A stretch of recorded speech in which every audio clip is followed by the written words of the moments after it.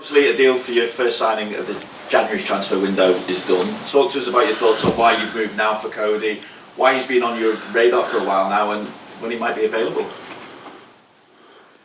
I think the first two questions are. The answer is pretty easy. It's obvious because he's a really, really, really good player. So the package is really interesting. The edge is in the potentially shows or has and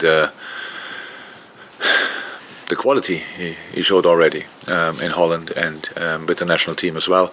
So it makes him a really, really interesting player, and that's why we were very interested to get him in, and I'm really happy that we could do it. So big for us, really big for him as well. So it's cool. He's obviously delighted about joining us, and everything will be good. So great day. Let me say it like this. And when he might be available? What I heard now, so we are obviously very early, which is good. There might be a chance for Brentford, but I think not really, to be honest, because obviously 1st of January is the bank holiday, and then all the papers which we don't have to sign, but some other people would have to be signed on the 2nd until 12th. So lunchtime, I'm not too positive that will happen. So, but we will not rush it anyway. So, probably Wolves. Did you have Virgil having a word with him as well, by the way? Sorry? Did you have Virgil having a word with Cody before he signed?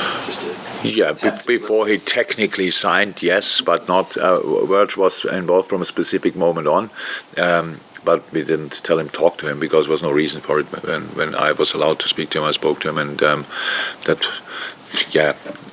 it's some of these nice moments when you are Liverpool the manager of Liverpool FC, and you realize you think you have to convince somebody, and then you realize during the talk, the door is wide open. So this is more or less a home run, and it was cool then. So we didn't need Virgil to convince him. But after that, obviously, Virgil anyway likes to be involved in these kind of things, and from a specific moment on, he had his say as well. But all good. Obviously, I have to ask you, what scope is there for further signings in this window? In particular, maybe reinforcements in midfield. We've obviously spoken to you a bit about Jude Bellingham. Yeah. So I like the, and Tony reminded me now. I like very much what Pep Linders said. We discuss these things in the boardroom and not in the press room. So, and on top of that, what was to bring in Cody in the way we brought him in, for example, is again a really good sign, and especially the job Jules did was exceptional. And quite a few people were involved and knew about it, and anyway, nothing came out, which is very, very helpful in all departments, and I think that worked out for us quite frequently, and that's why you will not really expect me to answer your question. I will ask you then, finally from me, about football. Obviously, Leicester That's a surprise. Sorry. Leicester next on the back of 3 straight Premier League wins, and the league position already looks healthier as well. You've got a game in hand on all but 2 of the teams ahead of you in the table at the moment as well.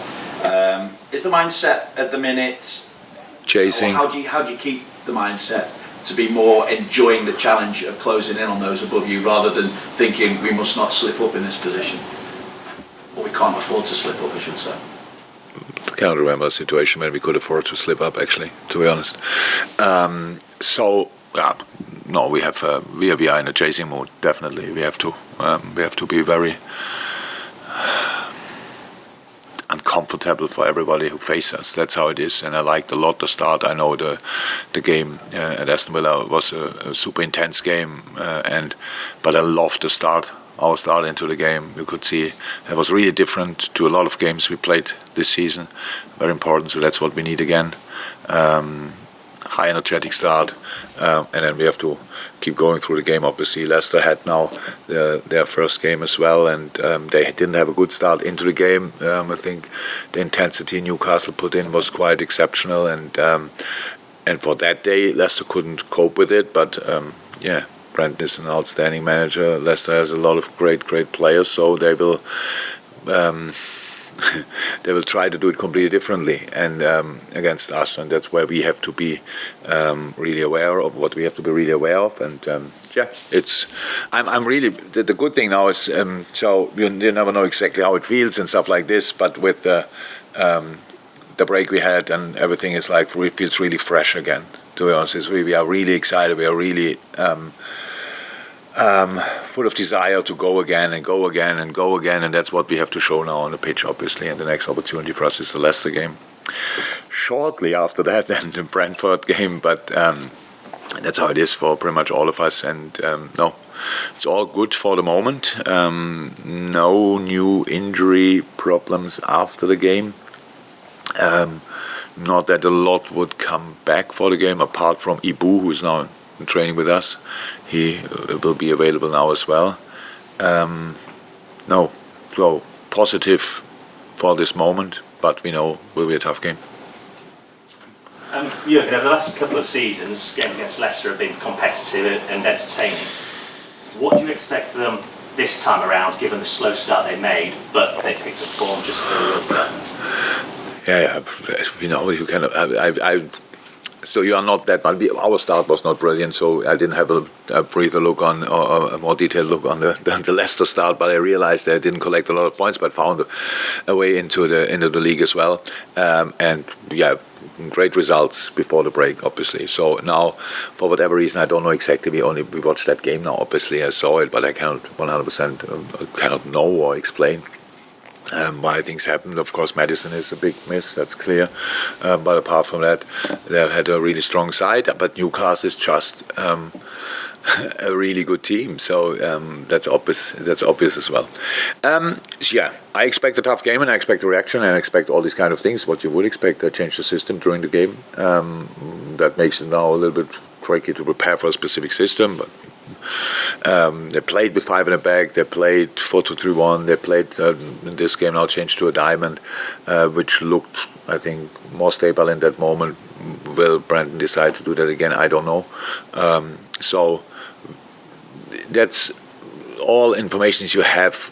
At one point, you have to make yourself independent of all these informations, because we have to push through what we want to see and what we want to do on the pitch. And it's a while ago that we had a home game.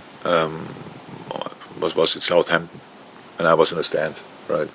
Yeah, great experience. And so I'm pretty sure our people are pretty happy to see us again, and I hope we can transform that in a sensational atmosphere. It's a night game, obviously, and so floodlights on, Anfield rocking. That's actually what I wish for, that we can really make a special game for us of that. Opportunity, but it's not given yet. We have to work extremely hard, and but I don't see any reason why we shouldn't do that. And just going back to Gakpo, he's clearly shown talent to play in a variety of positions. At this moment in time, do you have something in mind where you think he's best utilised? No, the position he played most often is obviously the left wing. That's clear, but he can play different positions, and. He played for Holland different positions. He played for Eindhoven different positions. So that's all fine. He can play all 4 positions up front. Whatever you play, if you play a 4-2-3-1, if you play we can play all 4 positions. If you play 4-3-3, he can play the wing. And 4-4-2, he can play the wing and striker position. So there's so many things he can play. But he's still very young. But he has was in a really good run of form. Not only league, but at the World Cup as well. And obviously Holland had not a striker-friendly approach at the World Cup, let me say it like this. So it was very well organized, difficult to play against, but not creating like 50 chances a game. Was not about that. And yeah, that's why he did there in a different role, where he had to defend a lot and all this kind of thing. He did really well. So, but the position he probably would say himself, which he prefers to play, is the left wing in a 4-3-3, and yeah, but that doesn't mean that he will. That for us, it's clear he can play the other positions, and we know that, and that's why he was so interesting for us. Thank you.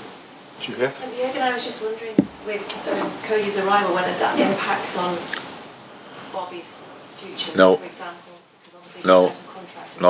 Not from me, absolutely not. You mean?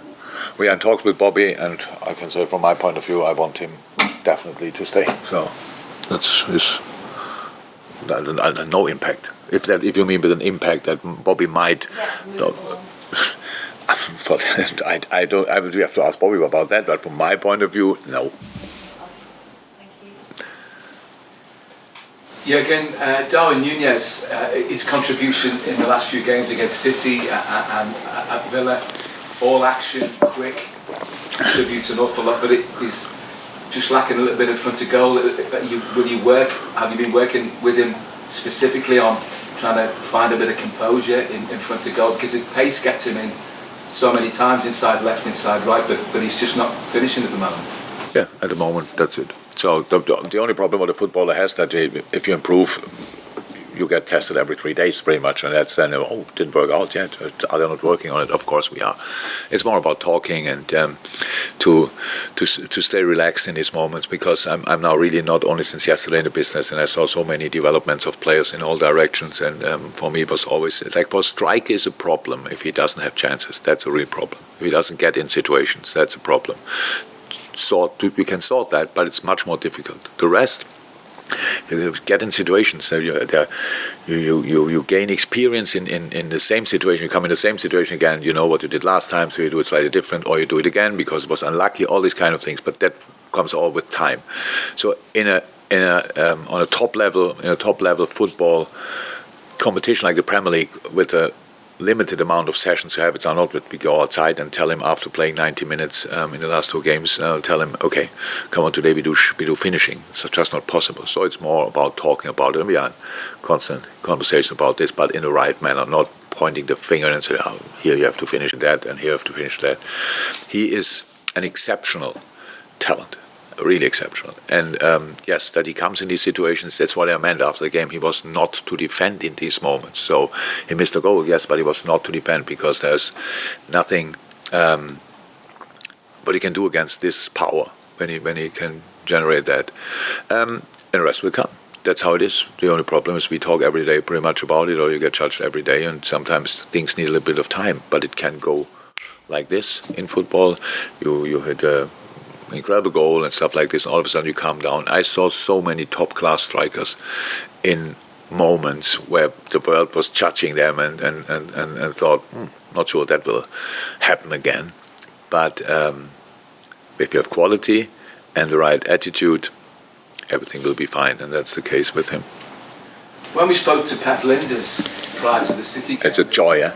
Yeah, always interesting. It is. And he was making the point that a lot of the time in Dubai was spent with the players, making sure that they reconnected to the Liverpool values that have been a huge part of your success since you've been there. I mean, from our perspective, it looks like the games against City and Villa, that it worked out, huh? That really has worked. I mean, can you see that? Can you see the urgency returning that was lacking early on this season, maybe, and a bit more intensity? No, it was obvious for us. We had so we were pretty busy in the break as well. So we prepared in the end of the real work, do then the analysts, but we told them what kind of videos we want, and then they gave us the first opportunity, the first few situations, and we said, okay, I'm not sure. So we realized we have to go back to show the real situation. We have to go back to last season. So yes, there were couple from that season, early in the season, but it was never like that's not exactly like it should be. So we worked really a lot on these kind of things. It was not easy to change it immediately. It's how it's always with problems. You have a problem, and it's not the solution is not always in front of you. So sometimes you have to work a little bit longer or harder to get away, to find a way through. But yes, that's why I said I was really pleased with the start in the game, and I don't know how often we sat here and you asked me and told me that we conceded the first goal, and I nearly got sick of that, and so that's something we have to. You cannot avoid, obviously, always conceding a goal, but it's really important that we find a different start into the games, and that was now. Okay, at City was different. That was not what we wanted, but Aston Villa was exactly how I wanted us to start, and that's the first step into a game, and that's something we worked on, and obviously the intensity in our defending situation, the counter pressing is must be again a different level. All these kind of things, and we worked a lot on it, and I saw signs, yes, but it's a long-term project. Obviously, we have another 24 games for sure to go, and we have to show that in all of them. Carl at the back. Hi again. Hi. Just go back to the Gakpo transfer for a moment. Because that deal was brought forward much sooner than you originally thought it might have been done or might have had a chance of being doing it, does that impact the resources, the budget you have for January anyway, with that additional, or does it work like that? That's part of the discussions we have in the boardroom and not in the press room. You can use that answer. Yeah. Okay, so you have to But I would say in principle it's like this for all people in the world. The money you spend has an impact on the money you can spend. Not. So it's not that it increased, but it's not nothing. No, it has nothing to do with each other. So really not. We know what we want to do, and we will see if we can do it. And it's about money, of course, but it's more about how it always was, about the right players. And we are really, really happy that we could get Cody. And I heard a couple of, not a lot, but a little bit here and there discussions, and I understand all that we have to talk about it. And